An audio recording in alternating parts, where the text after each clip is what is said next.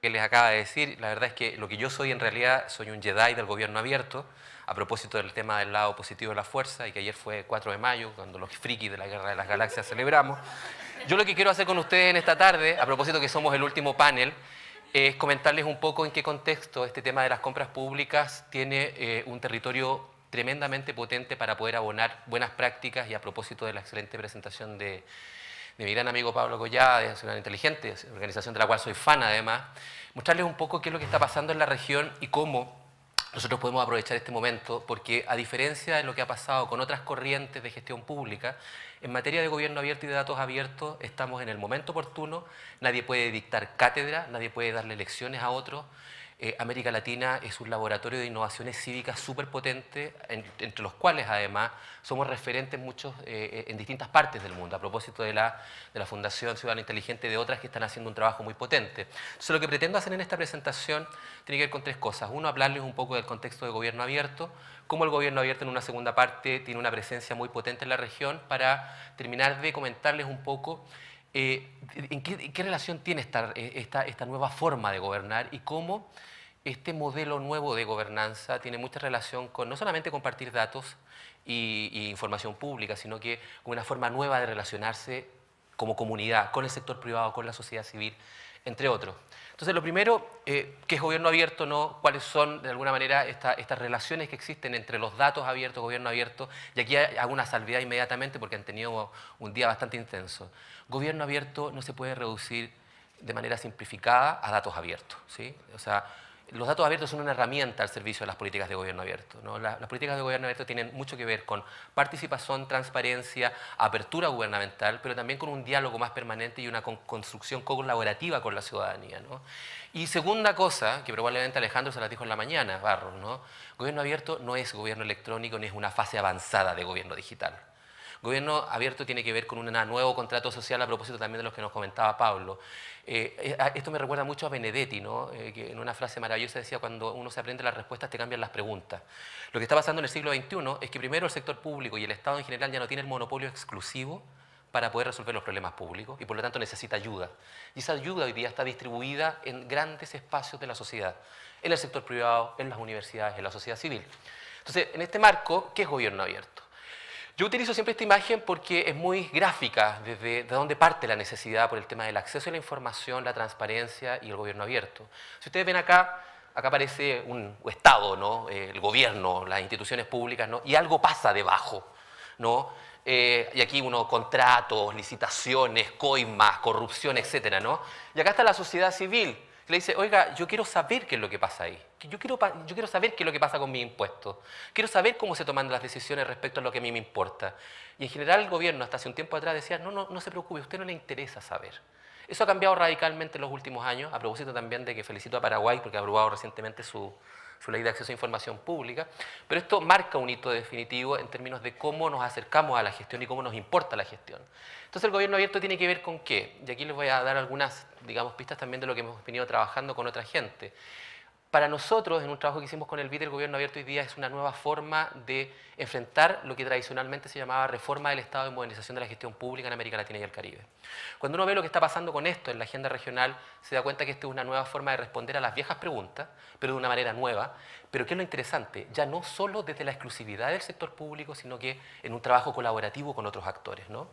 Y eso me lleva a plantear la triada famosa del gobierno abierto. Esto no partió con Obama, ¿eh? Mucha gente se lo atribuye a Obama. No, para nada, esto viene mucho antes. De hecho, viene desde la publicación en 1766 de la Ley de Prensa y Acceso a Información Pública de Suecia. El gobierno abierto es parte consustantiva de un gobierno democrático. Entonces, los tres principios: transparencia y apertura de información pública, ojalá en formatos reutilizables, ¿no? Todo lo que han visto en el día de hoy. Lo segundo, información ¿para qué? Para poder participar en la vida pública. Esto es como una escalera, ¿no? Yo, para poder participar de manera más consistente, necesito información, necesito acceso a información y el derecho a saber, ¿no? Una de las cosas que yo siempre planteo en estos foros, a propósito que acá no necesito convencerlos a ustedes, hay que convencer a otros, a nuestros directivos públicos, a la gente que está afuera, es que el gobierno abierto va a ser una realidad en el momento en que lo entienda mi abuelita, ¿sí? O la señora Juanita, la famosa señora Juanita. Y eso pasa fundamentalmente porque nosotros nos apropiemos primero internamente, porque alguien lo decía hace un rato, Yo le llamo el fenómeno Gollum de la información. My precious. La información pública es como un bien que incluso no comparto con los propios funcionarios de mi institución. O sea, cuando hablamos de interoperabilidad y decimos tenemos dificultades, pero si ni siquiera compartimos la pelota en la cancha entre nosotros mismos. Entonces hay un tema ahí que tiene que ver con cultura, ¿no? Y obviamente participación para afuera, pero primero participación para adentro también, porque yo aquí siempre planteo el tema del desafío de la verbalización de la participación en América Latina. Yo participo, tú participas, él participa, nosotros participamos, vosotros participáis, ellos deciden. En la medida de que sigamos participando en esa lógica, obviamente que esto no va a ser una realidad. Y finalmente el tema de coproducir valor público. Como no tengo la respuesta, trabajo con otra gente para poder generar las respuestas, ¿no? Y ahí hay muchos recursos disponibles fuera en la sociedad. Por lo tanto, esto significa pasar de un modelo analógico, cerrado, siglo XX, a un modelo distribuido, abierto, colaborativo, ¿no? Y esta es la triada, ¿no? Esta imagen, siempre a propósito de datos y visualización, esto explica mucho de estos tres esferas, ¿no? El tema de datos, el tema de la participación y el tema de la colaboración. Y en esto, y aquí viene lo interesante, nosotros hemos invertido en estos últimos años, diría yo, en América Latina, muchos recursos. Tenemos avances sustantivos en materia de gobierno electrónico, tenemos ventanillas únicas, etc. Pero hay un tema acá que a mí me parece que es relevante y que tiene que ver con algo que escuché la semana pasada a propósito que hubo un seminario sobre transparencia acá en Chile, que es que tenemos muchos portales de transparencia, pero tenemos poca transparencia en nuestros portales. Se lo explico, o sea, tenemos mucha herramienta tecnológica disponible, pero poco legible, poco usable, poco amigable, inclusive entre las mismas instituciones. Y ese es un desafío profundísimo si queremos trabajar en serio, porque, claro, el dato a quién le sirve hoy día, a propósito de reutilizable, a fundaciones como la de Pablo, a periodistas de datos, a gente universitaria, pero todavía no impacta en la calidad de vida de las personas. Y si hay algo que yo quiero que ustedes recuerden de lo que les dije hoy día, es que el gobierno abierto no tiene que ver con tecnología, tiene que ver con reducir o reconfigurar las asimetrías de poder. Esto tiene que ver con el fenómeno de poder, sin lugar a dudas, y tiene que ver fundamentalmente con hacer exigibles los derechos legítimos que tienen los ciudadanos a acceder a servicios públicos de calidad. Si no tenemos claro eso, no, aunque tengamos la plataforma más potente, no vamos a tener ningún resultado. Entonces, ¿cuáles son las buenas noticias? Y aquí ya me meto en terreno para ir cerrando. Open Government Partnership. ¿Han escuchado usted hablar de esto hoy día, no? La Alianza para el Gobierno Abierto. Se funda en septiembre del 2011. ¿Cuál es la sorpresa? Esta alianza es una iniciativa multilateral voluntaria donde los países se suman a través de planes de acción. Algo de eso de haberles comentado Jorge Alzamora hoy día en la mañana a propósito del Plan de Acción de Chile. Pero ¿qué es lo bonito de esto? Hoy día son 65 los países que están en la alianza, pero fíjense en el mapa. América Latina y el Caribe la lleva. Casi toda América Latina completa está en la alianza y hoy día muchos países están comprometiendo segundo planes de acción de gobierno abierto. Y en ese plano, a propósito de lo que nos interesa, la mayoría de los compromisos de los primeros planes de acción de gobierno abierto en la región tienen que ver con temas de integridad pública, es decir, acceso a información, declaración de patrimonio e intereses, datos abiertos, pero también con el tema de mejoramiento de servicios públicos. Y en esto la llevamos bastante bien en la región, ¿no? Y esa es una oportunidad que tenemos que ser capaces de aprovechar. Ahora, dentro de la misma alianza, y esto es una noticia a propósito del tema que nos lleva a estar acá, hay una guía de gobierno abierto donde aparecen tópicos vinculados con cuáles son las áreas temáticas en las cuales uno puede trabajar. Una de las más importantes es justamente contrataciones públicas.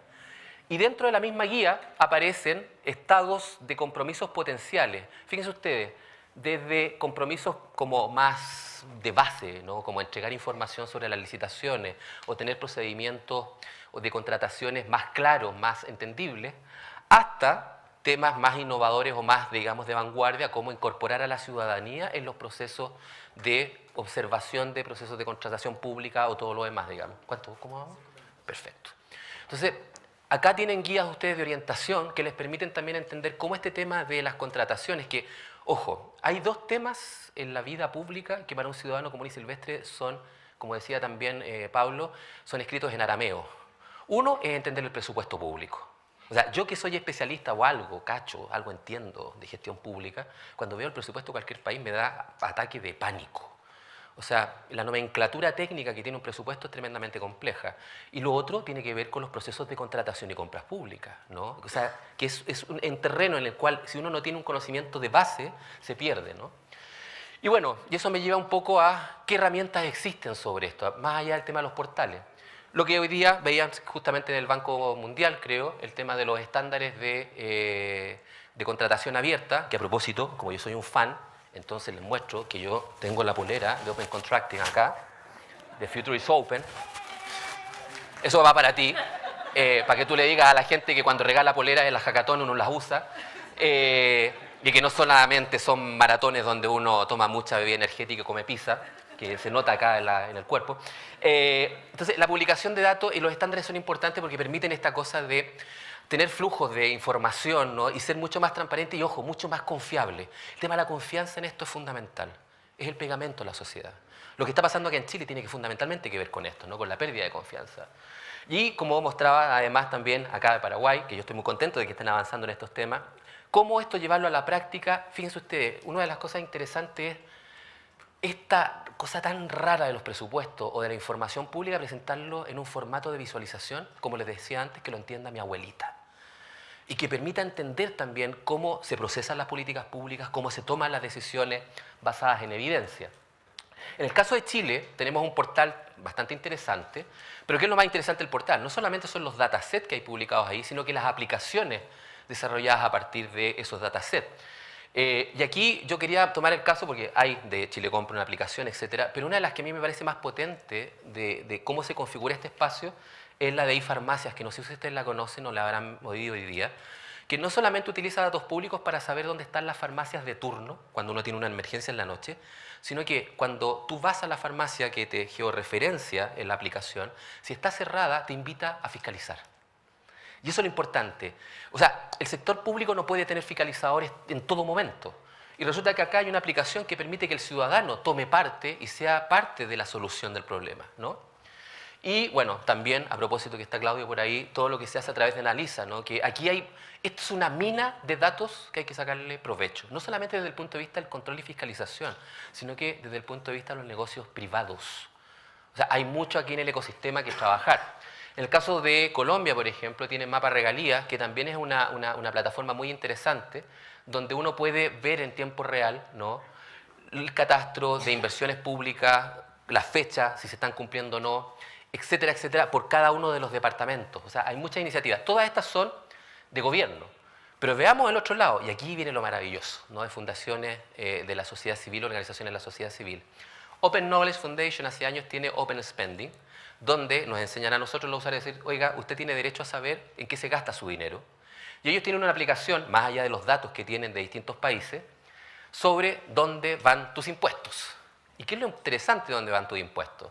Que por un lado te muestra los presupuestos, este es el caso de Inglaterra, digamos, ¿no?, donde tú puedes pinchar el presupuesto y puedes ver a qué partida presupuestaria y en qué se está gastando el dinero, pero además te muestra dónde va, dependiendo de tu salario, tu nivel de ingresos, etcétera, digamos, dónde va cada peso tuyo de contribuciones o de impuestos a los distintos sectores de gasto público. Al mismo tiempo, y esto es lo bueno, nosotros tenemos que ir copiando en el ecosistema este tipo de prácticas. Cibio, que es una fundación española también vinculada con estos temas, agarró esta misma plataforma en general. Estas herramientas tecnológicas están en open source, están en código abierto, entonces es llegar y llevar. Yo puedo trabajarlas y adecuarlas a mi realidad. Hicieron exactamente lo mismo, dónde van mis impuestos, y que me permite ver en tiempo real también cómo se van gastando los presupuestos. Eso es parte del control ciudadano que nos importa en este sentido. Entonces, para ir cerrando, una de las cosas importantes de esto no es el dato abierto, no es la tecnología, no es la infraestructura, sino que muy fundamentalmente es el ecosistema, los actores. No es tan importante el tema de tener una información en formato reutilizable, sino que cómo voy cultivando vínculos y relaciones entre actores que permitan sacarle provecho a ese dato y a esa información. Y por lo tanto, acá hay un universo por descubrir, porque, ojo, acá tenemos muchas posibilidades de apoyarnos en terceros actores para poder resolver problemas públicos complejos. Entonces, finalmente, decirles, hay, por ejemplo, en GitHub, que es una plataforma donde se ponen aplicaciones, digamos, todos los desarrolladores o los hackers éticos ponen ahí sus aplicaciones. Hay bibliotecas de aplicaciones que uno puede bajar, copiar, digamos, reutilizar. Y finalmente algunas cosas que quería compartir con ustedes de referencia que les van a quedar en la presentación. Nosotros en CEPAL hemos venido metiéndonos tímidamente, pero ya más intensamente en estos temas, no tanto en datos abiertos, sino que en gobierno abierto como política. Tenemos algunas publicaciones que tienen que ver con esto y un portal de gobierno abierto donde todos estos datos que les daba yo a nivel de los países de la región están disponibles para poder ver y comparar. Porque acá la comparación no es mala, la comparación es cómo que yo aprendo del resto y cómo yo traigo esa experiencia que es parte de este espacio, ¿no?, de formación. Y además otras iniciativas que tienen que ver con que hoy día en el mundo se van impulsando, promoviendo esta pregunta de cómo homologamos distintos estándares, ¿no? Porque hablamos de estándares de datos abiertos, estándares de gobierno abierto, estándares de compras públicas abiertas. Entonces, hay que también llegar a un lenguaje común que evite que nos transformemos en una especie de torre de Babel. Finalmente, mantengamos la calma, abramos los gobiernos, que es importante por nuestra ciudadanía, por nuestra gente, y finalmente, que la fuerza de lo abierto nos acompañe siempre. Muchas gracias.